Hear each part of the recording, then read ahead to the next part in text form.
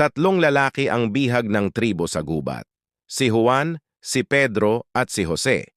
Pinakuha din sila ng tig-isang bilog na prutas at pakakawalan lamang ang isa, depende sa prutas, pero wala silang ideya kung ano ang basehan. Nauna si Juan may dalang kalamansi. Doon niya nalaman na kailangan niya ito ipasok sa puwet at bawal siya magpakita ng reaksyon o emosyon. Nagawa niya. Dumating si Pedro, may dalang bayabas. Doon niya nalaman na kailangan niya ito ipasok sa puwet at bawal siya magpakita ng reaksyon o emosyon.